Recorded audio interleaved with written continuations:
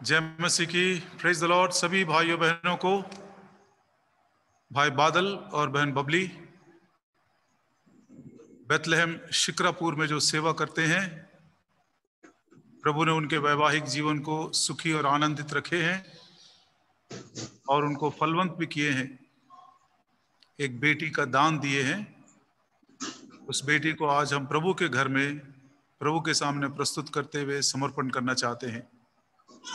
इस सेवकाई को शुरू करने से पहले भाई तामंग प्रार्थना में अगुवाई करेंगे। Praise Lord brother Tamang. Praise the Lord brother. हमारे महान जीवित परमेश्वर पिता, धन्यवाद, स्तुति, प्रशंसा, बड़ा की योग्य परमेश्वर, पवित्र पवित्र अति पवित्र परमेश्वर, राजाओं का राजा, प्रभु को प्रभु, सर्वशक्तिमान, सर्वाधिकारी, सर्वज्ञानी, सर्वव्यापी, सार्वभौम परमेश्वर, कभी न बदलने वाला, न छोड़ने वाला, न त्यागने वाला परमेश्वर, कल आज युगानुयुग एक से रहने वाला परमेश्वर, हम आज चाहते हैं आपकी नाम स्तुति प्रशंसा करते हैं।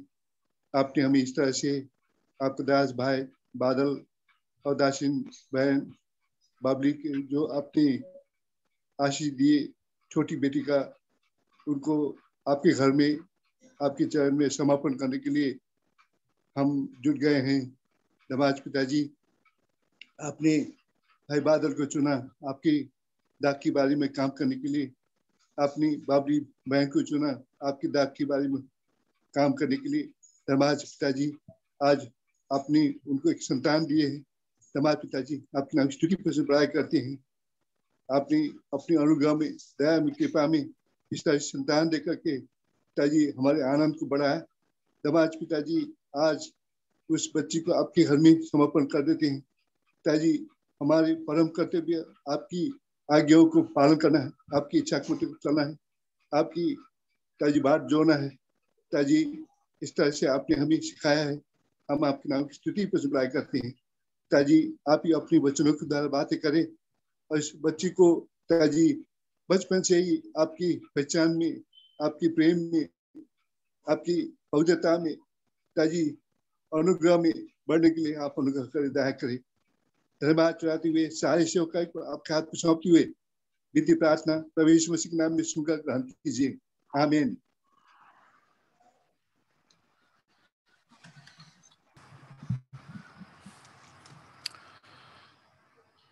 प्रभु का धन्यवाद देते हैं कि ऐसे कठिन समयों में भी हम कुछ खुशी और आनंद मनाने के अवसर पा रहे हैं।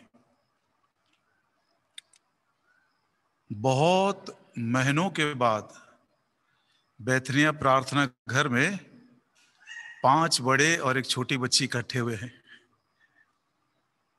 बहुत महीनों के बाद आज बैथनिया प्रार्थना घर का अटेंडेंस है 5 adults and 1 little child। अन्यथा केवल हम 2 ही रहते थे इस कमरे में। और कभी कभी आराधना करने के लिए बहन ग्रेस आती थी अंदर। प्रभु को धन्यवाद देते हैं छोटी छोटी भलाइयों के लिए। और भी बहुत सारे उपकार प्रभु ने हमारे ऊपर किए हैं। कठिन दिनों में भी उसके उपकारों को, उसके अनुग्रह को, विश्वास योग्यता को स्मरण करते हुए हम प्रभु को धन्यवाद देना चाहते हैं। असल में बादल और बहन बबली की बड़ी इच्छा थी कि एडी विलियम्स अंकल इस छोटी बच्ची का समर्पण करें। पिछले साल उनके आने के विषय में कुछ तैयारियां भी हो रही थी, लेकिन दिन धीरे धीरे और भी ज़्यादा बिगड़ते चले गए और अब निकट भविष्य में आशा भी नहीं है कि कुछ दिन सुधरेंगे या एडी विलियम्स अंकल इतने सशक्त होंगे कि वो इतने दूर यात्रा करके आ सके। सब कुछ थोड़ा सा हमारे लिए असंभव लग रहा है। प्रभु की क्या इच्छा हम बता नहीं सकते। ये सौभाग्य, ये बहुत बड़ा विशेष अधिकार, एक प्रिविलेज प्रभु ने मुझे दिया है इनके बच्ची को प्रार्थना के साथ प्रभु के सामने प्रस्तुत करने के लिए। तो आइए हम वचन सुनने से पहले संक्षिप्त में छोटी सी प्रार्थना करेंगे और प्रभु से सहायता मांगेंगे। समय के अनुसार जिन हालातों में से हम गुजर रहे हैं, प्रभु कुछ वचनों के द्वारा हमसे बातें करें और उस वचन की आशीष और भलाइयों को अपने हृदय में हम ग्रहण भी करें और उसे संभाल कर रखें। आइए हम प्रार्थना करेंगे।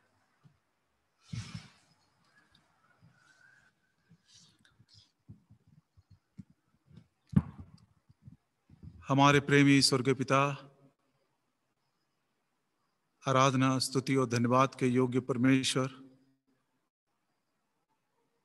आज फिर से एक बार बड़ी नम्रता के साथ आपके किए हुए सारे उपकार और भलाइयों को स्मरण करते हैं। हे मेरे मन, यहोवा को धन्य कह और उसके किसी भी उपकार को न भूलना। हे मेरे मन, यहोवा को धन्य कह और जो कुछ मुझ में है उसके पवित्र नाम को धन्य कहे।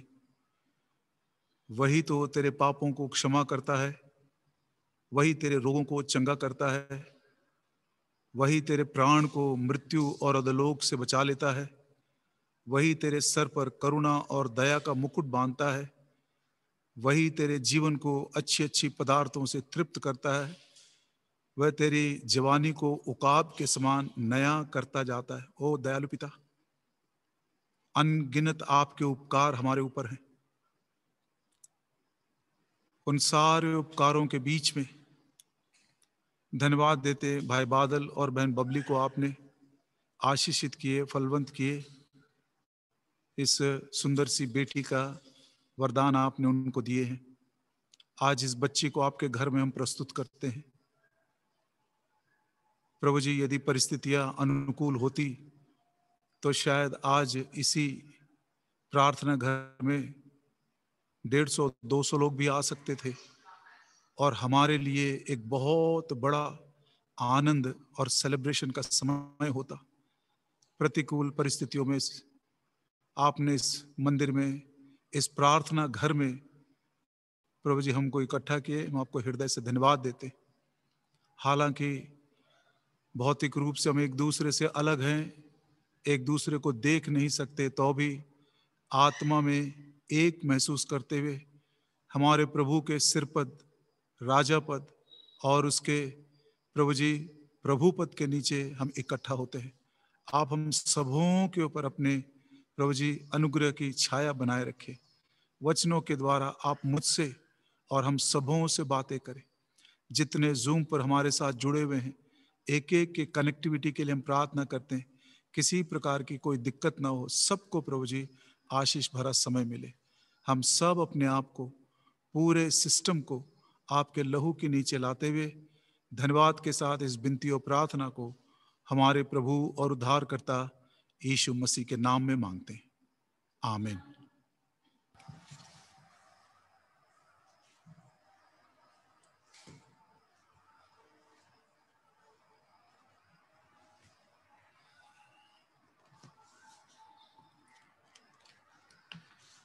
कुछ सामान्य सी बातें जो हम जानते हैं, जो कई बार हम सुन चुके हैं, उनको एक बार दोहराना चाहता हूं, क्योंकि मनुष्य का वो है कि जिन बातों को हम सालों साल बिताते आए हैं, उन वचनों के अर्थ को या उन शब्दों के अर्थ को हम खो देते हैं या तो हम भूल गए होंगे। आइए, बच्चों के लगाव में 3 बातें जो आमतौर पर हम जानते हैं, सुनते हैं, उसको हम एक बार पढ़ लेंगे। उत्पत्ति की किताब, उसका 33 अध्याय और 5 वचन। और जिनको ये बातें नहीं मालूम है, आप इन पर गौर करिएगा।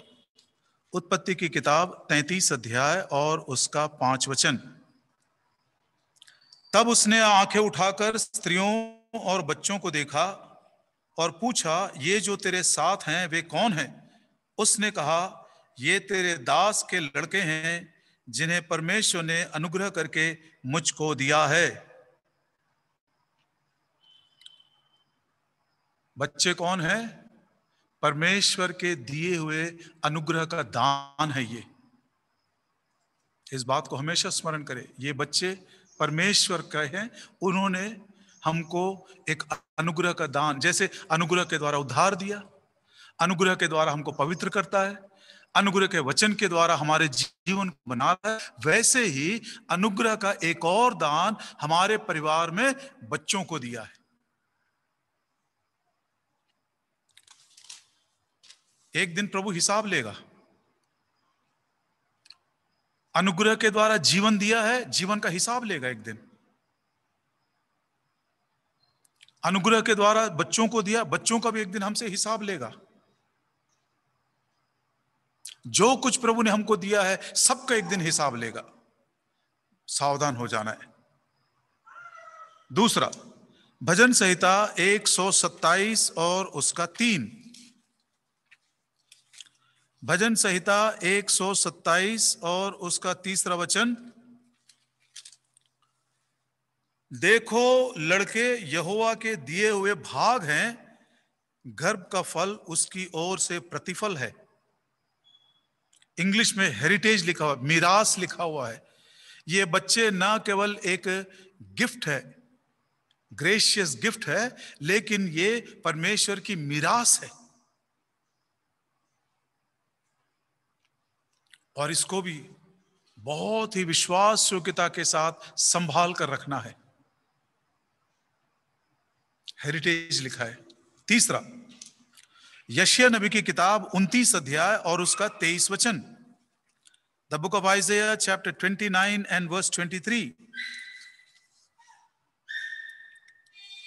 क्योंकि जब उसके संतान मेरा काम देखेंगे जो मैं उनके बीच में करूंगा, तब वे मेरे नाम को पवित्र ठहराएंगे। वे याकूब को पवित्र मानेंगे और इस्राएल के परमेश्वर का अति भय मानेंगे। ये बिल्कुल ठीक नहीं आया हिंदी में। मैं तो बोलता हूं सरासर गलत कर दिया उसने हिंदी में। इंग्लिश में देखिए, वचन को डिस्प्ले करते हैं, ध्यान से सुनिए। When he seeth his children,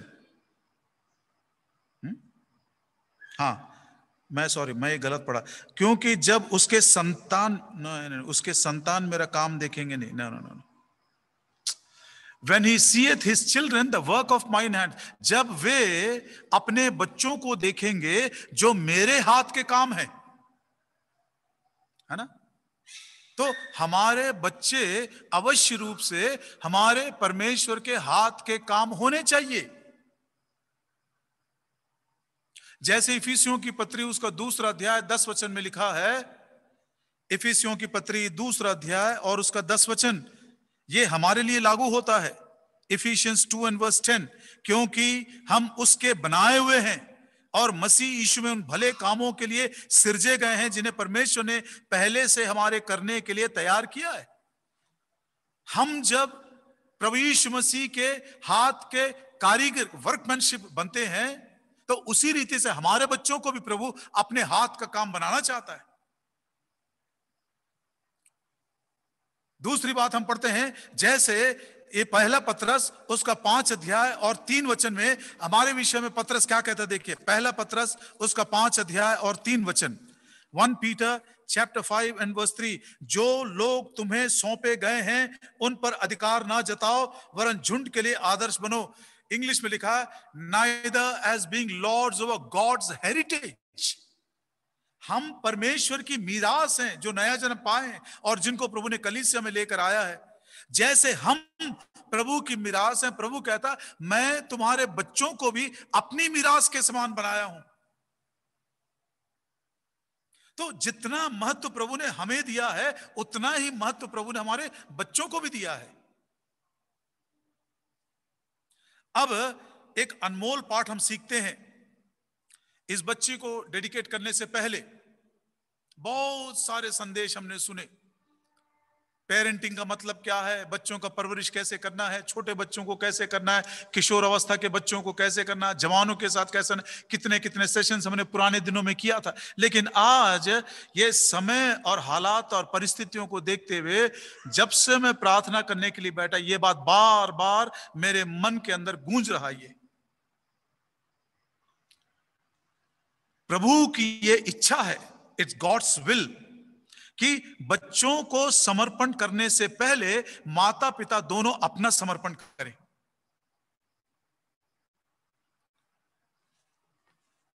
न्यायों की किताब और उसका 13 अध्याय न्यायों, जजेस एंड चैप्टर 13,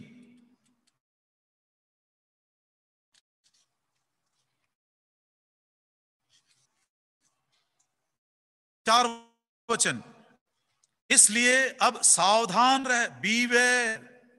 ये बीवेयर जो शब्द मैं जब बाइबल में पढ़ता हूं तो हमेशा मुझको एक वो बुढ़ी याद आ जाती है, हमेशा, ऑलवेज बीवेयर ऑफ डॉग्स। मतलब कुत्तों से सावधान, मतलब वो शब्द सुनते साथ हम बहुत सतर्क हो जाते हैं, डरते डरते गेट के पास जाते हैं, डरते डरते कॉल बेल दबाते हैं। क्यों? कुछ ऐसा ही, सावधान हो जाओ, बीवेयर, बीवेयर। ये बात जो हम पढ़ रहे हैं उसको पढ़ते समय और समझने के लिए सावधानी बरतना है, डरना है उसके विरोध में कुछ करने के लिए। क्या बोलता है देखिए, न्यायियों की किताब 13 अध्याय और उसके 4 वचन में, इसलिए अब सावधान रहे कि ना तो तू दाखमधु या किसी भांति की मदिरा पिए और ना कोई अशुद्ध वस्तु खाए। अरे अभी तक गर्भ में संतान आया भी नहीं है, अभी तक बच्चा पैदा भी नहीं हुआ है, अभी तक उसको गर्भ धारण भी नहीं हुआ है, लेकिन माता और पिता को बोलता सावधान, बीवेयर, तुम अपने आप को सैंक्टिफाई करो।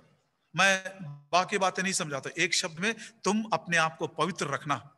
इसी बात को 7 वचन में फिर से एक बार दोहराया गया, परंतु उसने मुझसे कहा, सुन, तू गर्भवती होगी। अभी तक नहीं हुआ, अभी तक हुआ भी नहीं, पता, अभी तू गर्भवती होगी, तेरा एक बेटा होगा, इसलिए अब ना तो दाखमधु या और किसी भांति की मदिरा पीना और ना कोई अशुद्ध वस्तु खाना, क्योंकि वह लड़का जन्म से मरण के दिन तक परमेश्वर का नाजीर रहेगा। पवित्र गर्भ से शुद्ध नाजीर, a holy Nazarite, a pure Nazarite from the purity of the womb।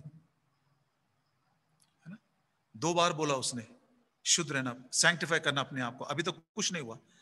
और अब एक बार 14 वचन में देखिए, तीसरी बार 14, यह कोई वस्तु जो दाखलता से उत्पन्न होती है ना खाए और ना दाखमधु या किसी भांति की मदिरा पिए और ना कोई अशुद्ध वस्तु खाए, जो जो आज्ञा मैंने इसको दी थी उसी को ये माने। पिता अपने बच्चों को आज्ञा देने से पहले तुम लोग मेरी आज्ञा मानना सीखो। आज मैं प्रभु के घर में इस छोटी से झुंड के बीच में खड़े होकर मैं कबूल करता हूं, कई बार मैंने भी अपने बच्चों को आज्ञा दिया लेकिन मैंने खुद पालन नहीं किया, उसका प्रतिफल मुझे मिला है, मैंने सीख लिया। बहुत ही कड़वा, इसलिए बोलता बीवेयर, बीवेयर, बड़ा कड़क शब्द है वो, सावधान, इसके विरोध में करने के लिए डरना, क्योंकि जो बच्चों को मैं तुम्हें दे रहा हूं एक पवित्र गर्भ में से, मुझको एक पवित्र नाजीर चाहिए।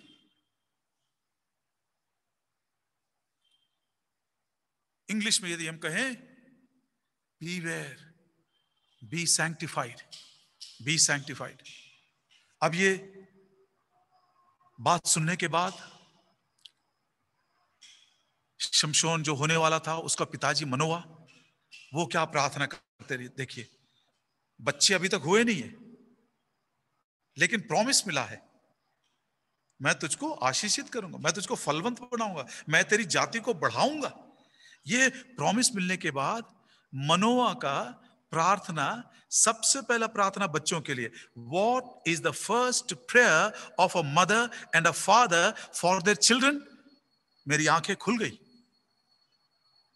इसी न्यायियों की किताब उसका 13 अध्याय और उसका 12 वचन हम पढ़ते हैं। जजेस चैप्टर 13 एंड वर्स 12, मनोवा ने कहा, जब तेरे वचन पूरे हो जाएं तो उस बालक का,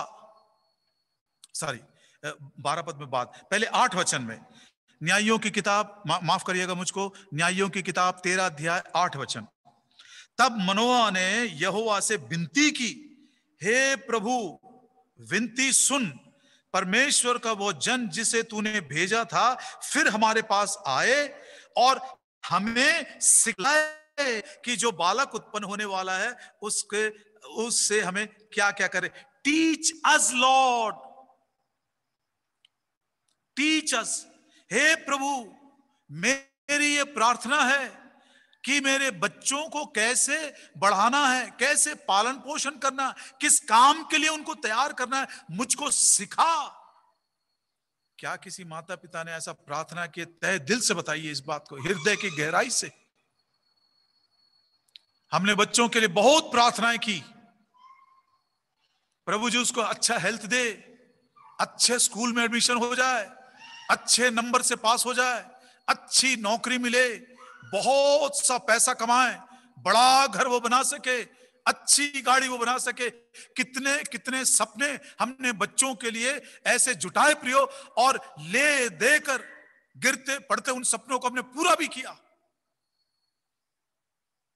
ईमानदारी के साथ आज प्रभु की उपस्थिति में बैठकर आप इस बात को कबूल करिए।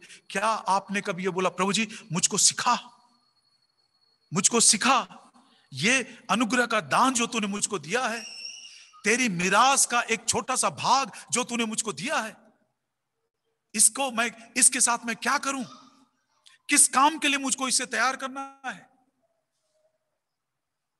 बच्चों को सिखाने से पहले प्रभु जी मैं सीखना चाहता हूं तुझसे, टीच मी ओ लॉर्ड। बहुत ज्यादा विपरीत परिस्थितियों में से जा रहे हैं, बहुत ज्यादा सपने देखने का समय भी नहीं रहा अभी। यदि सपने देखते भी होंगे प्रियो तो पूरा करने के शायद वो समय नहीं रहा अभी। इतना ज्यादा दिन बदलते चले आ रहे हैं। प्रभु यीशु मसीह के आगमन के जो चिन्ह हैं, एक एक साल में, दो दो साल में, एक एक महीने में नहीं, एक एक दिन में बदलते जा रहे हैं। और यदि कोई ऐसे समाचार को सुनता होगा तो हम अनुभव कर सकते हैं, एक एक घंटे में भी बदलते चले आ रहे हैं।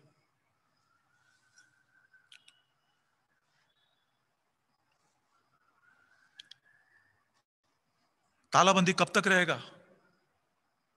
किसी ने कहा 30 जून को खुल जाएगा, अभी फिर से उसको पोस्टपोन किए हैं। कब तक रहेगा नहीं मालूम, कल के दिन सरकार क्या बोलेगी। मतलब एक दो उदाहरण जस्ट मैं आपको समझाने के लिए। प्रभु दया कर इस विषय में समझने को। प्रभु जी मुझे सिखा कि इस बालक के विषय में मुझे क्या करना है। और उसी प्रार्थना को फिर से एक बार न्यायों की किताब 13 अध्याय 12 वचन में भी वो दोहराता है। मनोह ने कहा, जब तेरे वचन पूरे हो जाएं तो उस बालक का कैसा ढंग और उसका क्या काम होगा। मैंने डिसाइड कर लिया, मैं अपने बेटे को बड़ा इंजीनियर बनाऊंगा, बहुत बड़ा डॉक्टर बनाऊंगा, कितना भी पैसा लगे, बहुत बड़ा उसको एक फैक्ट्री का मालिक बना दूंगा मैं उसको। ठीक है, प्रभु ने दिया ऐसा, ऐसा आपको करने की अनुमति दिया है, अनुग्रह दिया है, तो प्रभु आपके भला करे। लेकिन मनोह की प्रार्थना देखिए, प्रभु जी बता मुझको ये बालक का काम क्या होगा। इस बैकग्राउंड के साथ अब हम वो वचन सीखना चाहते हैं जो माता पिता को सीखना चाहिए। Lord teach me. प्रभु ने कहा बी वेयर, सैंक्टिफाई योरसेल्फ, सावधान रहो, अपने आप को पवित्र करो। इंग्लिश का शब्द जो सैंक्टिफाई है, इतना ब्यूटीफुल शब्द है वो, जिसका हिंदी में उसका तर्जुमा नहीं है। एक वर्ड है होलीनेस, उसको भी पवित्रता बोलते हैं, एक वर्ड है सैंक्टिफिकेशन, उसको भी पवित्रता बोलते हैं। दोनों में बहुत ज्यादा फर्क है।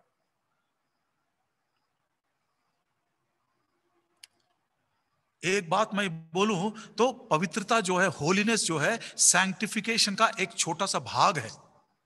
याद रखिए इसको, सैंक्टिफिकेशन उसका छोटा सा भाग पवित्रता है। अब आइए इस संदेश को प्रभु से सुनने के बाद हम भी समझना चाहते हैं। हाँ प्रभु जी, जैसे तूने मनोआ और उसकी पत्नी से कहा तुम अपने आप को, दोनों अपने आप को सैंक्टिफाई करो और मनोहर ने प्रार्थना किया, प्रभु जी हम दोनों को सिखा इस बालक को किस रीति से तैयार करना, किस काम के लिए तैयार करना है। तो प्रभु ने कहा बी वेयर सैंक्टिफाई योरसेल्व्स। प्रभु जी हम भी इस सैंक्टिफिकेशन को, पवित्रता को सीखना चाहते हैं हमारे जीवन में। हम ये जो सैंक्टिफिकेशन का काम है प्रभु से ही सीख सकते हैं, प्रभु यीशु मसीह से, क्योंकि हमारा नमूना वही है, हमारा आदर्श भी वही है, सब में सब कुछ केवल हमारा प्रभु यीशु मसीह है। आपको मालूम है प्रियो, प्रभु यीशु मसीह अपने चेलों को बच्चों के समान संबोधित किया। चेलों को वो अपने बच्चों के समान प्यार करता था। यूहन्ना सुसमाचार और उसका 21 अध्याय 5 वचन। यूहन्ना सुसमाचार 21 अध्याय और उसका 5 वचन।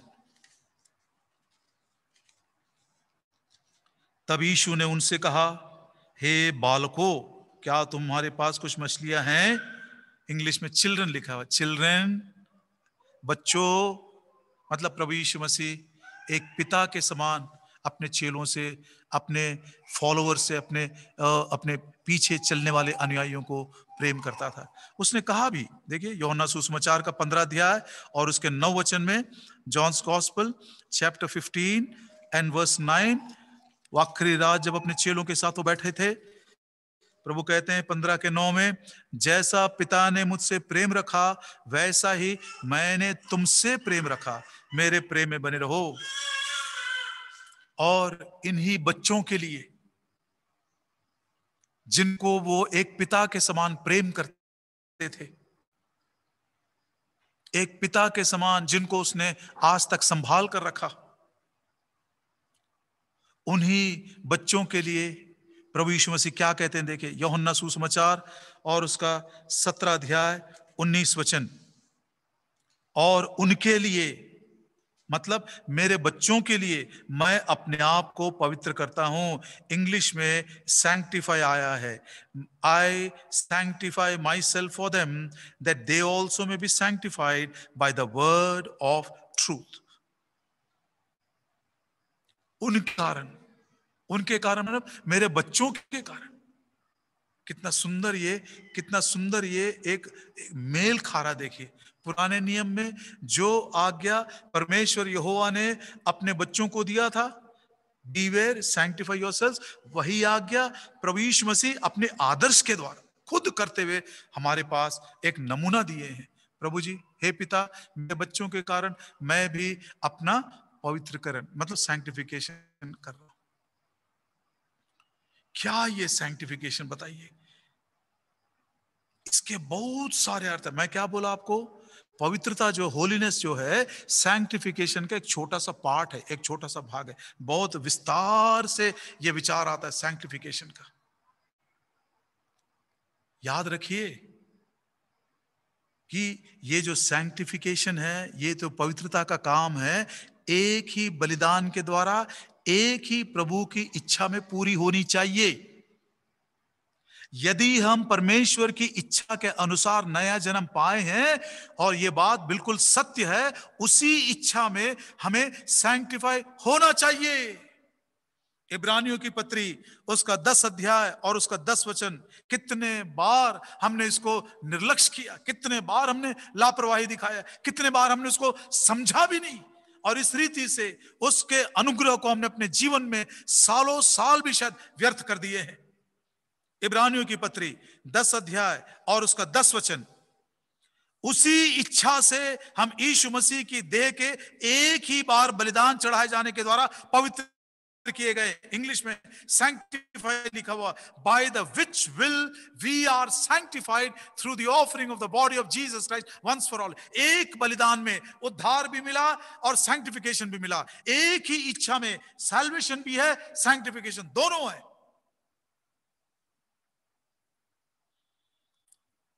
और याद रखें ये क्रम को, सैल्वेशन, सैंक्टिफिकेशन और उसी के बाद ग्लोरिफिकेशन है।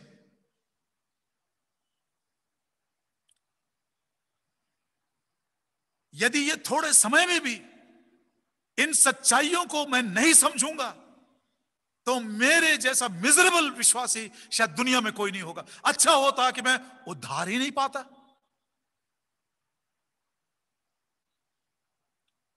तीतुस की पत्री उसका दूसरा अध्याय 11 वचन, 12 वचन, 13 वचन, कितना सुंदर ये क्रम बताया गया। देखिए तीतुस की पत्री उसका दूसरा अध्याय 11 वचन,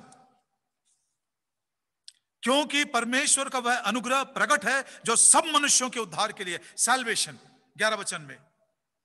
उसके बाद 12 वचन, और हमें चेतावनी देता है कि हम अभक्ति और सांसारिक और अभिलाषाओं से मन फेरकर इस युग में संयम और धर्म और भक्ति से जीवन बिताए। This is a sanctified life, sanctification. अब उसके बाद 13 वचन में देखिए, और उस धन्य आशा की अर्थात अपने महान परमेश्वर और उद्धारकर्ता यीशु मसीह की महिमा के प्रकट होने की बात जोते रहे। कितना सुंदर ये क्रम बताया गया है, सैल्वेशन, सैंक्टिफिकेशन, देन ग्लोरिफिकेशन। मैं दिल के भीतर से कायल होकर इस बात को कह रहा हूं, ये मैं अपने लिए पहले लागू कर रहा हूं, मेरे बच्चों से भी मैं कह रहा हूं, without sanctification there is no glorification, there is no first resurrection. और हमारे कलीसियाओं में, और दुख की बात है कि हमारे भी संगति में सैल्वेशन के बारे में, अनुग्रह के बारे में, रिडेम्पशन के बारे में सुनते सुनते सुनते लोग इतने ज्यादा आदी हो गए हैं, सैंक्टिफिकेशन के बारे में बहुत कम हो गया हमारे भी मंडलियों में इसके विषय में बोलना। बाहर के विषयों में तो लगभग नहीं के बराबर है। बहुत साल पहले की बात है, करीब 20 साल भी हो गए होंगे, मेरे ही परिवार से मेरे पत्नी का छोटा भाई जोसेफ विलियम्स प्रभु की इच्छा के अनुसार बाहर पढ़ने के लिए गया। उसके बाद उसका इंटरव्यू होना था, तो उन्होंने सोचा इसके ये इंडिया से आया है तो इसको थोड़ा मन में शांति देंगे हम, इसलिए उसका इंटरव्यू ऑफिस में ना लेते हुए एक नदी किनारे, किसी किनारे में उसको लेकर गए। उससे पूछे, तुम्हारी गवाही हमको बताओ। उसने अपनी गवाही बताने के बाद, आपको मालूम है वो इंटरव्यू लेने वाले 5-6 लोग जो आए थे, तो वो बोलने लगे, we never thought about sanctification so deeply. Christian देश है, जन्म के ख्रिस्ती एक जवान लड़के के सामने कबूल कर रहे हैं कि हमने इस सैंक्टिफिकेशन के विषय में, पवित्रता के विषय में ज्यादा गहराई से सोचा भी नहीं। दंग रह गए वो। क्या हम भी उसी दशा में पहुंच गए हैं? जिस समय अलगाव के बारे में, पवित्रता के बारे में, धार्मिकता के बारे में, सच्चाई के बारे में, नम्रता के बारे में, शुद्धता के बारे में प्रभु वचन को हमें देता है, हम नाराज भी हो जाते हैं। We have neglected this sanctification for a long, long time. Be careful. Beware. You are not ready for glorification. इससे सरल भाषा में, इससे ज्यादा स्पष्ट भाषा में प्रभु और मुझसे क्या बोल सकता है? बोलो बताइए। पुराने नियम का उदाहरण दिया, नए नियम का उदाहरण प्रभु यीशु मसीह को दिया। तीतुस के पत्री में पौलुस खुद हमको बताता है ये क्रम है, सैल्वेशन, सैंक्टिफिकेशन, देन ग्लोरिफिकेशन। उद्धार पा गए, हमने कुछ भी नहीं है, ये तो अनुग्रह का दान है। सैंक्टिफिकेशन, हमको खुद को सैंक्टिफाई करना है, जैसे प्रभु यीशु मसीह कहता है, I sanctify my self for the sake of my children. हर एक मसीही माता पिता से, हर एक कलीसिया के सेवक से, हर एक बुजुर्ग से, मैं तो यहां तक कहूंगा एक संडे स्कूल टीचर अपने अपने बच्चों के लिए आज अपना समर्पण करते हुए सैंक्टिफाई करिए। Beware, even if you have received salvation, without sanctification you will never be worthy to take part in the glorification. तो आइए प्रभु यीशु मसीह के पास ही जाते हैं सीखने के लिए। प्रभु जी, आपने कहा आई सैंक्टिफाई माई सेल्फ, हमको भी बताइए, क्योंकि हम आज ही से उस सैंक्टिफिकेशन के काम को, पवित्रता के काम को हमारे जीवन में हम जरूर पूरा करेंगे। बादल अब बबली, ध्यान से सुनिए, प्रभु के आगमन में यदि देर है तो आपके जवानी के दिन धीरे धीरे और भी बढ़ते जाएंगे। हम तो हमारे शाम तक पहुंच गए हैं, हमारे ऊपर वो सूर्य कब ढल जाएगा हम ही को नहीं मालूम। ध्यान से सुनिएगा, यदि हम प्रभु यीशु मसीह से इसी सैंक्टिफिकेशन के विषय में सीखना चाहते हैं तो प्रभु के जीवन में 3 अवसर हम देखते हैं जब वो अकेला था और क्या कर रहा था।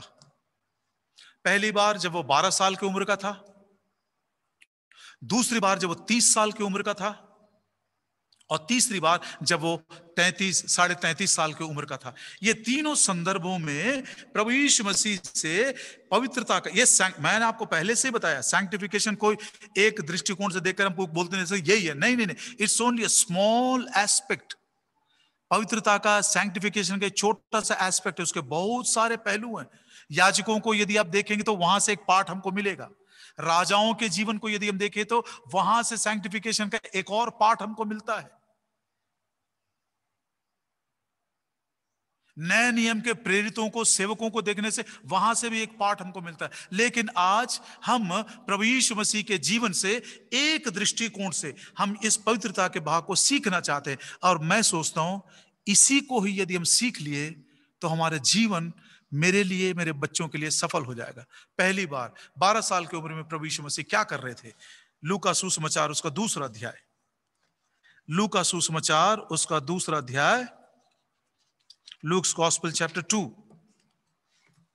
और उसकी आयत हम पढ़ते हैं, Luke's gospel chapter 2 and verse 46। और 3 दिन के बाद उन्होंने उसे मंदिर में उपदेशकों के बीच बैठे, उनकी सुनते और उनसे प्रश्न करते हुए पाया। 12 साल का लड़का अकेला यरूशलेम के मंदिर में, वो भी बड़ी भीड़ में, सारे दुनिया के लोग वहां पर इकट्ठा हुए हैं फसह के पर्व को मनाने के लिए। अकेला छूट गया, छूट नहीं गया, वो रह गया। पवित्रता का पहला भाग है ये, सैंक्टिफिकेशन का। और 3 दिनों के बाद, मतलब 3 रात कहां पर सोया, 3 दिन तक खाना किसने दिया, 3 दिन तक कौन उसके संग, किसी को नहीं मालूम। We don't know nothing. अब 3 बातें हम यहां पर देखते हैं। वो बैठा हुआ है, वो सुन रहा है और प्रश्न पूछ रहा है। कैसा बैठा है? मरियम के समान बैठा हुआ है। लूका सुसमाचार इसी का 10 अध्याय, लूक्स गॉस्पेल चैप्टर 10, लूका सुसमाचार उसका 10 अध्याय और उसकी आयत हम पढ़ते हैं वर्स 39। मरियम नामक उसकी एक बहन थी, वो प्रभु के चरणों के में बैठकर उसका वचन सुनती थी। लेकिन उसके 40 वचन में क्या बोलती है, देखिए, उसकी बड़ी बहन मार्था, परंतु मार्था सेवा करते करते घबरा गई और उसके पास आकर कहने लगी, प्रभु यीशु, क्या तुझे कुछ भी चिंता नहीं कि मेरी बहन ने मुझे सेवा के लिए अकेले ही छोड़ दिया है? इसलिए उससे कहे कि वो मेरी सहायता करे। तब प्रभु ने कहा, मार्था मार्था, तो बहुत बातों के लिए चिंता करती है और घबराती है। चिंता लिखा हुआ, लेकिन इंग्लिश बाइबल में you are cumbered with so many things. मैं डिक्शनरी में ये वर्ड का अर्थ ढूंढ रहा था। कंबर्ड का मीनिंग क्या है? कंबर्ड का मीनिंग है ऑब्स्ट्रक्शन फॉर प्रोग्रेस, उन्नति के लिए रुकावट, आगे बढ़ने से कुछ बातें रोक रही है। हे मार्था, अवश्य था कि तू भी मरियम के साथ मेरी चरणों के पास बैठकर वो उत्तम भाग को तू पाए जो कोई छीन नहीं सकता, लेकिन तू कंबर्ड हो गई है, मतलब कुछ बातों ने तुझको प्रोग्रेस से रोक दिया है। क्या प्रभु यीशु मसीह को खाना नहीं खाना था 3 दिन? माता पिता नहीं है, उसके रिश्तेदार भी नहीं है, खाना जरूरी है।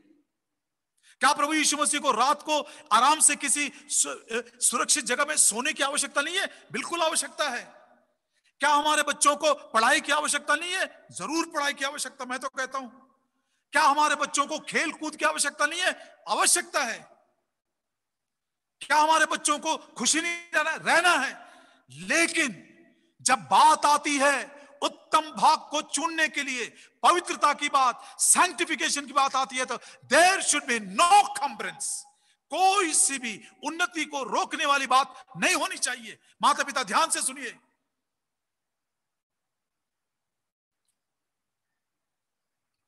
आपने बच्चों के लिए सपने देखे, लेकिन सब सपने संसार में ही सब मिट जाएंगे। प्रभु के पास बैठकर उस वचन का उत्तम भाग जो कोई छीन नहीं सकता, 1000 सोने चांदी के मुहरों से भी अधिक अनमोल वो वचन है। आकाश और पृथ्वी टल जाएगा लेकिन ये वचन नहीं टलेगा। जिस वचन के सामर्थ्य के द्वारा वो सारे विश्व को संभाल कर रखा है, इतना हल्का हमने उसको ले लिया। जवान बच्चों से भी पूछ रहा हूं मैं, क्या कौन सी वो बात है, कौन सी वो बात है जो आपको कंबर्ट कर रही है, आपके उन्नति को रोक रही है? What is it that is obstructing your progress to come and sit and receive the good part, which is more precious than thousands of silver and gold?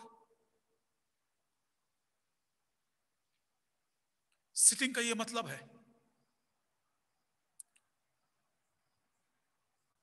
Nothing should come by you, nothing should obstruct you. कोई सी भी बात, मैं फिर से एक बार बोल रहा हूं, क्या बच्चों के लिए हमको पढ़ाई लिखाई नहीं करना है? जरूर करना है। क्या उनको अच्छा भोजन नहीं देना? बिल्कुल देना है। क्या हमारे बच्चे खेल कूद नहीं सकते? जरूर खेल कूद सकते हैं। क्या हमारे बच्चों को अच्छी नौकरी नहीं चाहिए? जरूर चाहिए।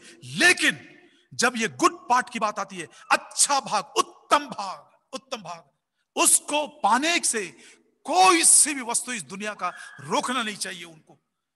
माता पिता आप भी सावधानी के साथ सुन लीजिए। जवान बच्चों, आप हृदय में इस बात को उतार लीजिए।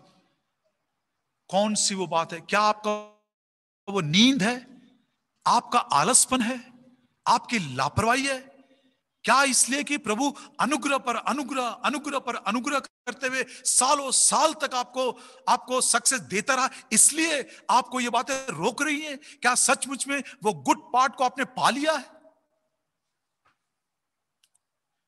ऐसे समयों में मैं माता पिता से भी पूछता हूं, कौन सी वो बात है जो आपको रोकती है प्रभु के चरणों के पास बैठने के लिए, जिसके कारण आपके मन में कुड़कुड़ाना के सिवाय और कुछ नहीं है? ये गलती, वो गलती, सब प्रकार की गलतियां निकलती है। वो ठीक नहीं है, ये ठीक नहीं है, वो अच्छा नहीं है। मार्था के समान, Martha Martha, why are you cumbered? What is that which is obstructing your progress to come to me? घर का काम जरूरी है, भोजन पकाना जरूरी है, पहुनाई करना जरूरी है, but even those legitimate things should not be cumbrance, obstruction to come and sit to receive the good part. प्रभु दया करे मेरे ऊपर, मेरे परिवार के ऊपर, मेरे बच्चों के ऊपर, हर एक माता पिता, और विशेष करके मैं बादल पब्लिक को बोल रहा हूं। पवित्रता का ये पहला भाग है। प्रभु यीशु मसीह क्या कर रहे थे? वचन को सीख रहे थे। डॉक्टरों के बीच में, उपदेशकों के बीच में, बड़े बड़े पंडितों के बीच में बैठे हुए थे। कुछ भी उनको रोक नहीं सका। Nothing obstructed him. किसने खाना दिया मुझको नहीं मालूम, मेरे ख्याल से सारी दुनिया में किसी को नहीं मालूम। कहां पर वो सोया किसी को नहीं मालूम, कहां पर वो नहाया किसी को नहीं मालूम, क्या उसने कपड़े बदले 3 दिन तक किसी को नहीं मालूम। We are cumbered with the passing away things of the world to such an extent that still we have failed to receive that good part. We are not able, and today we are not even willing to sit at the Lord's feet. Jesus was sitting. दूसरा, प्रभु यीशु मसीह सुन रहे थे. He was hearing. क्या प्रभु हमको सिखाना चाहता है इसके बारे में? व्यवस्था विवरण, the book of Deuteronomy and chapter 6। Deuteronomy उसका 6 अध्याय, मैं 2 वचन पढ़ूंगा, 6 और 7। और ये आज्ञाएं जो मैं आज तुझको सुनाता हूं वे तेरे मन में बनी रहे। कितना सुंदर है। मतलब जो वचन मैं तुझको सुना रहा हूं, जो आज मैं तुझको सुना रहा हूं, वॉट एवर यूर हियरिंग, कहां पर रहना है? हृदय में रहना है। और तब 7 वचन में, तू इन्हें अपने बाल बच्चों को समझाकर सिखाया करना। इन्हें मतलब जिस वचन को तूने सुनकर अपने हृदय में रखा है उसको तू बच्चों को सिखाना। कई बार हमने बच्चों को वो सिखाया जो बाइबल में है, लेकिन वो नहीं सिखा सके जो हमारे मन के अंदर है। मैं ईमानदारी के साथ कह रहा हूं, यदि मैं सचमुच में इसके अनुसार उस बातों को सिखाया होता जो मेरे मन के अंदर है, तो मेरे बच्चे मुझसे भी ज्यादा बिगड़ गए होते। वो कभी भी उधार नहीं पाते, क्योंकि मेरे मन में क्या मुझको भी मालूम है। Be careful. Be careful. Had I taught my child what is in my heart, my child would never be born again. I taught him what was written in the Bible, but not what was in my heart. उदाहरण देखिए नया नियम में, मरियम का उदाहरण कितना सुंदर है। मैं सचमुच में जब पढ़ रहा था, मैं टूटे मन से, पछताव के साथ मैं समर्पण कर रहा था। लूका सुसमाचार 2 अध्याय, लूका सुसमाचार उसका 2 अध्याय 18 और 19 वचन। और सब सुनने वालों ने उन बातों से जो गडरियों ने उनसे कही आश्चर्य किया, परंतु मरियम ये सब बातें अपने मन में रखकर सोचती रही। मरियम को समझ में नहीं आया, लेकिन सुनी हुई बातों को कहां पर रखी? मन के अंदर संभाल कर रखी है। एक और उदाहरण, ये एक बात नहीं है, दूसरी बार भी हम पढ़ते हैं 51 वचन में, 51, इसी Luke's gospel chapter 2 and verse 51, 51। तब वह उनके साथ गया और नासरत में आया और उनके वश में रहा, और उसकी माता ने ये सब बातें अपने मन में रखी। समझ में नहीं आया, लेकिन उसने मन में रखा। पुराने दिनों में, आरंभ के दिनों में, ब्रदर जॉन पॉल रांची के एक सेवक थे जो भाई बक्सिंग का कॉन्वोकेशंस में हिंदी में तर्जुमा करते थे। वो कई बार अंग्रेजी बाइबल के अनुसार एक शब्द है जो आज मैंने अपने इसमें क्या, जो मेरे पास जो उसका ये है, क्या बोलते, रेफरेंसेस मिलता है, क्या बोलते उसको, कॉन्फिडेंस। वो कॉन्फिडेंस में मैं देखा, and it came to pass. English में वो बहुत साधारण है, and it came to pass 452 times आया, 452 बार। And it came to pass, ये मतलब वो जॉन पॉल भाई कहते थे, and it came to pass and it came to pass. एक कान से सुना, दूसरे कान से निकाल दिया। लेकिन मरियम क्या की?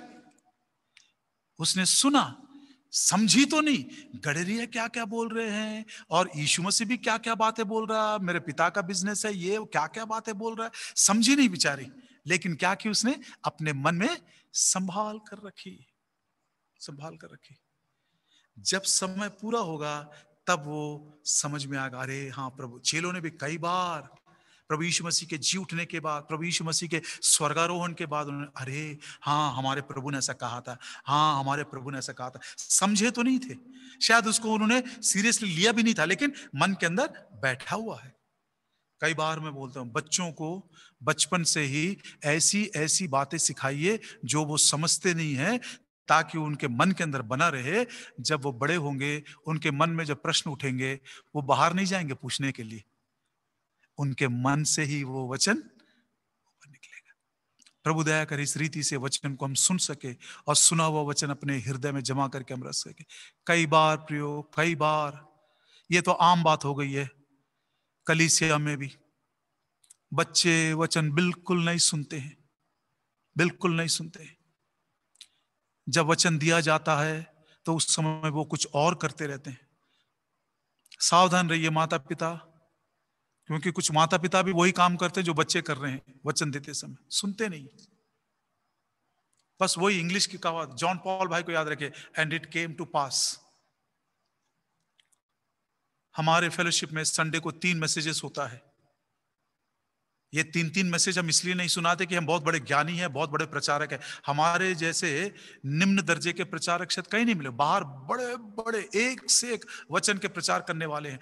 3 संदेश इसलिए देते हैं प्रियो, क्योंकि हम कैसा भी करके सीखना चाहते हैं। हम बड़े प्रचारक हैं इसलिए नहीं। और घर जाने के बाद खाना खा लेते ना, उसके बाद में पूछिए बेटा 3 संदेश तूने सुना आज, उसमें से एक क्या कुछ समझ में नहीं आया। प्रभु दया करे, यदि हम सुन रहे हैं तो शमूएल की आत्मा में, हे प्रभु जी बोल, मैं सुन रहा हूं। और शमूएल वो सारी बातें अपने हृदय में गांठ बांध कर रखा। और जब शमूएल बात करता था तो लिखा हुआ है उसके हृदय से सुनी हुई बातें जो जमा करके रखा था, वो जब बोलता था एक भी बात को प्रभु ने पृथ्वी पर गिरने नहीं दिया, जमीन पर एक एक बात को उसने पूरा किया। और तीसरा, प्रभु यीशु मसीह प्रश्न पूछ रहा था। प्रश्न किस लिए पूछ रहा था? अपनी बुद्धिमानी या अपना होशियारी दिखाने के लिए नहीं। प्रश्न इसलिए पूछ रहा था कि वो ठीक रीति से समझ सके कि ये वचन जो वो सुन रहा था, बैठकर बड़े अदब के साथ वचन को अपने हृदय में जमा कर रहा था, अब इस वचन के द्वारा क्या करना है, अब ये वचन के मेरे लिए है, इसको कैसे लागू करना, वो प्रश्न पूछ रहा है। पौलुस के जीवन से 2 बातें मैं बताता हूं, उसका फर्स्ट क्वेश्चन और लास्ट क्वेश्चन। पौलुस जिस दिन दमिश्क के मार्ग में चलते समय उस ज्योति को देखा और उस आवाज को सुनकर भूमि पर गिर पड़ा, उसने पहला प्रश्न क्या पूछा? Who art thou lord? हे प्रभु जी तू कौन है? जब उसको मालूम पड़ गया कि मुझसे बात करने वाला कौन है? यीशु है। मुझसे बात करने वाला कौन है? यीशु है। तो तुरंत उसने प्रेरितों के काम 9 अध्याय 6 वचन में प्रश्न पूछा, हे प्रभु जी तू क्या चाहता है कि मैं करूं? पहला प्रश्न। जिस समय उसको मालूम पड़ गया कि जिस आवाज को मैं सुन रहा हूं वो मेरी प्रभु की आवाज है, तुरंत उसने पूछा, हे प्रभु जी मैं क्या करूं? What shall I do Lord, tell मी।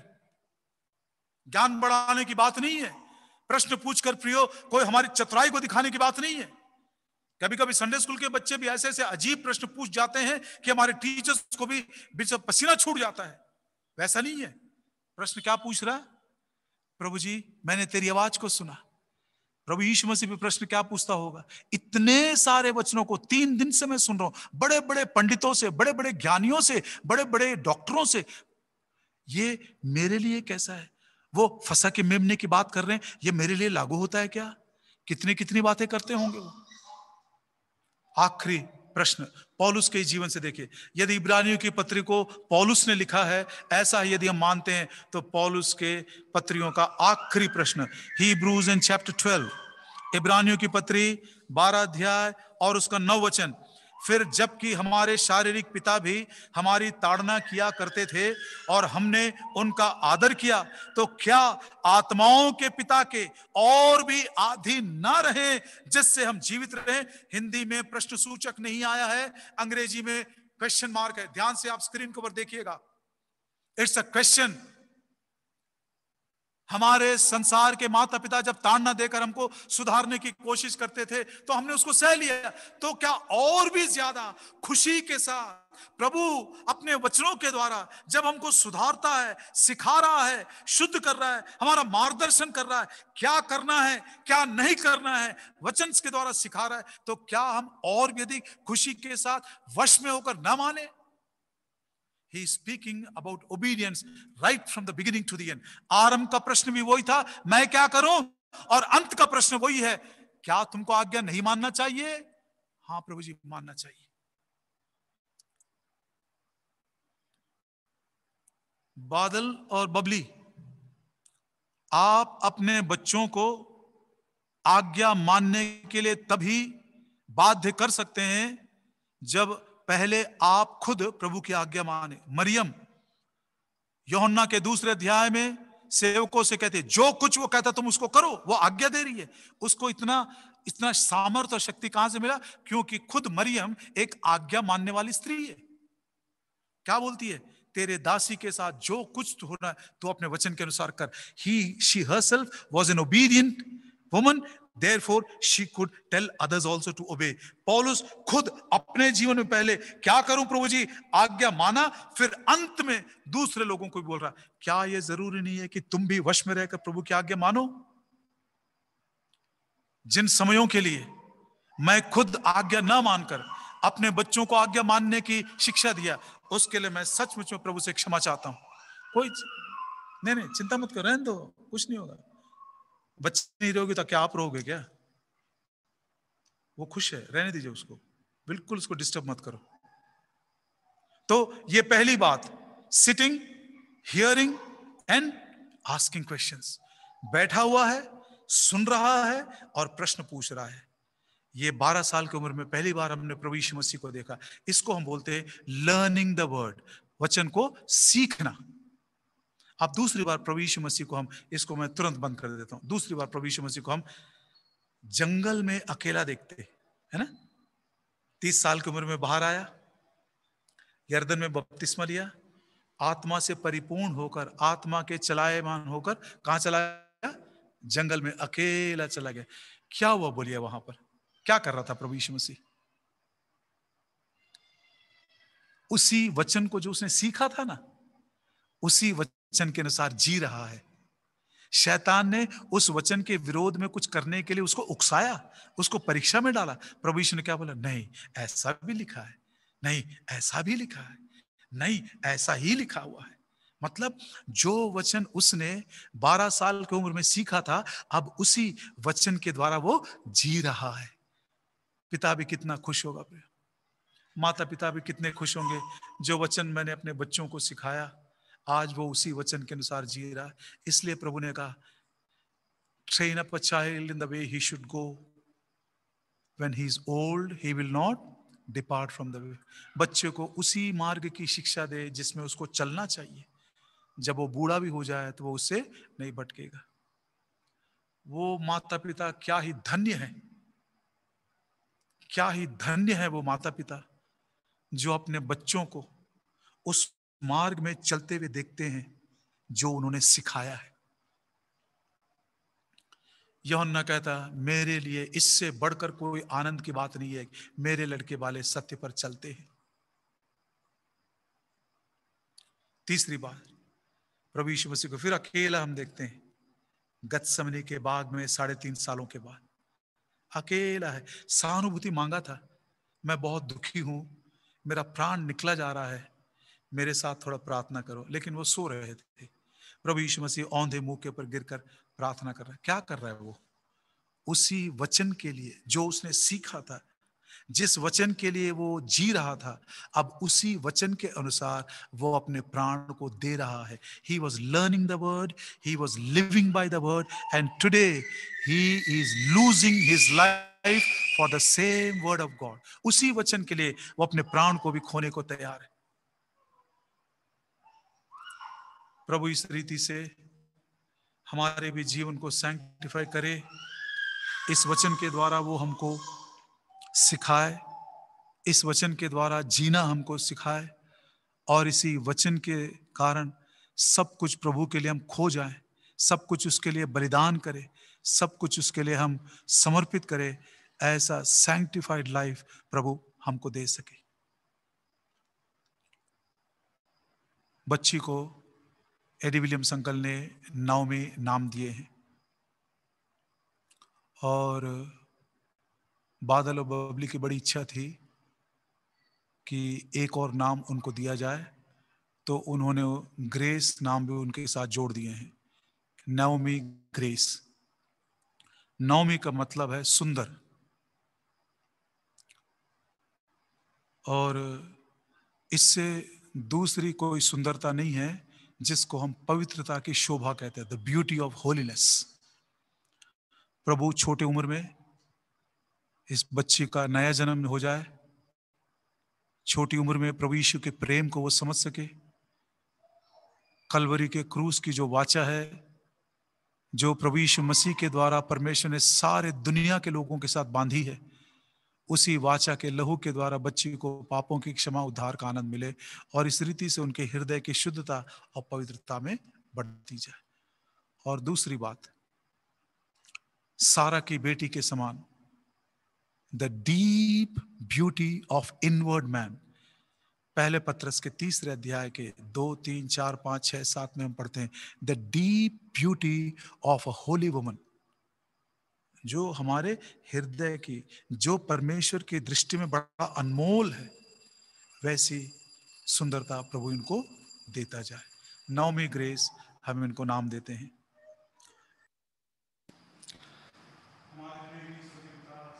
आशीषों के दाता, आज हम भाई बादल और बहन बबली के साथ खुशी मनाते हुए जो अनुग्रह का दान आपने उनको दिए हैं, आपके घर में हम प्रस्तुत करते हैं। प्रेमी प्रभु जी, वचन के द्वारा जो आपने हमसे बातें की उसके लिए हम बहुत ही धन्यवादी हैं। मैं भी अपना समर्पण इस बालक के साथ करता हूँ। प्रभु जी, हमारी प्रार्थना है कि बादल और बबली दोनों जैसे आपसे सीखते हुए अपने जीवनों को आपके लिए वो समर्पित करेंगे, वैसे ही ये बालक को भी सिखाते जाएं। आपके अनुग्रह, आपकी दृष्टि में उसको अनुग्रह मिलती रहे, मनुष्यों की दृष्टि में भी अनुग्रह मिलती रहे, आत्मा में मजबूत होकर, ज्ञान से परिपूर्ण होकर परमेश्वर के अनुग्रह की छाया इनके ऊपर बनी रहे। हमारी नम्र विनती प्रार्थना है। प्रसव के समय आपने जो सहायता की उसके लिए बहुत ही आभारी हैं। इस बच्ची को आज हम आपके दास के आगे के अनुसार नवमी नाम देते हैं। इस बच्ची को नवमी ग्रेस, प्रभु जी इसको आप पवित्रता से शुभायमान करके छोटे उम्र में उसका नया जन्म करते हुए आपके लिए एक बहुत ही उपयोगी पात्र बना लीजिए। हमारी विनती प्रार्थना, आपका अनुग्रह सदैव इनके ऊपर बना रहे। इस प्रार्थना को प्रभु यीशु मसीह के नाम में मांगते हैं, आमीन। क्या हो गया?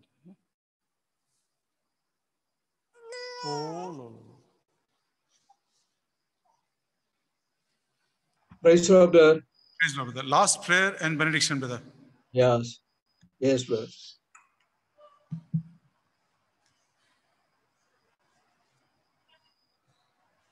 प्रेमी विश्वास योग्य पवित्र परमेश्वर पिता, धन्यवाद स्तुति करते प्रभु जी आज के इस दिन के लिए, समय के लिए, ये सुंदर समय प्रभु जी आपने हमारे जीवन में दिया। हम आपको हृदय से धन्यवाद स्तुति करते हैं। आप कितना विश्वास योग्य है प्रभु जी। ऐसा परिस्थिति में प्रभु जी आप हमें अद्भुत रीति से संभालता है, चलाता है। धन्यवाद स्तुति करते हैं, धन्यवाद स्तुति करते हैं। प्रेमी विश्वास योग्य पवित्र परमेश्वर पिता, प्रिय भाई बादल के लिए धन्यवाद स्तुति करते हैं।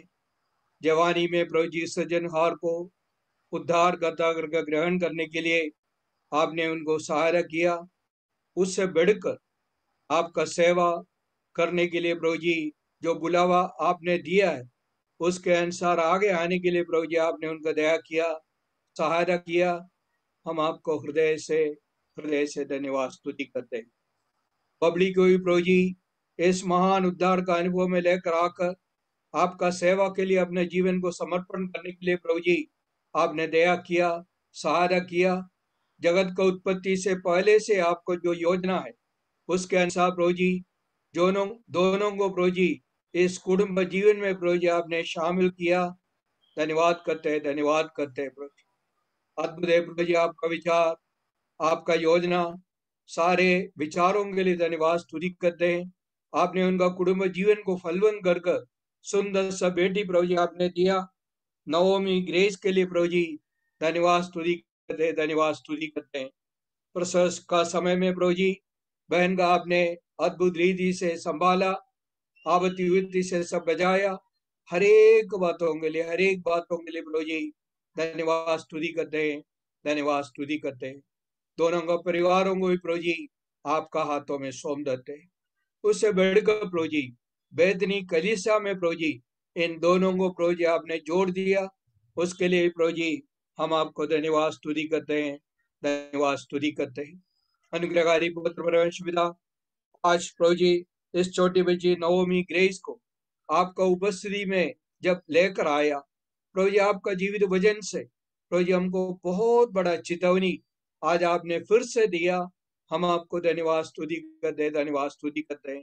ये छोटे बच्चे कुछ भी नहीं समझता है, इसलिए माता पिता जो समझदार है अपना जीवन को समर्पण करना है। मनोहा और उसका पत्नी के जीवन के द्वारा प्रभु इस बात को कितना स्पष्ट रीति से हमको बताया, हम इस बच्चों को कैसा बढ़ाना है, क्या हमको करना है। और स्वर्गदूत ने उनको कहा तो पवित्रता का जीवन बिताना है। हाँ प्रभु जी, बिना पवित्रता का जीवन बिताते हुए हम अपने बच्चों को बढ़ा नहीं सकता है, आपका मार्ग में ला नहीं सकता है। और प्रभु जी उसका उत्तम उदाहरण प्रभु यीशु का जीवन के द्वारा प्रभु जी हमको समझाया। धन्यवाद स्तुति करते हैं। और प्रभु जी मरियम के बारे में प्रभु जी हमको सिखाया। प्रभु यीशु का पाव का उधर बैठकर कैसा वचन सुनकर जीवन में लागू किया। प्रभु यीशु का मरियम जो कुछ वचन जो सुना अपना हृदय में रखते हुए आगे जीवन बिताया। प्रभु जी धन्यवाद स्तुति करते हैं, धन्यवाद स्तुति करते हैं। अब हमारे पास सब लिखा हुआ वचन है, लेकिन उस समय उनके पास कुछ भी नहीं था, कुछ भी नहीं था, लेकिन सारे वचन को अपना हृदय में रखते हुए प्रभु जी आपका पीछे पीछे चला। ऐसा प्रभु जी चलने के लिए हर एक माता पिता को, खास प्रभु जी प्रिय भाई बादल बहन बबड़ी को आप दया करे, सहायता करे। हमारा नाम रविंद्र है प्रभु जी।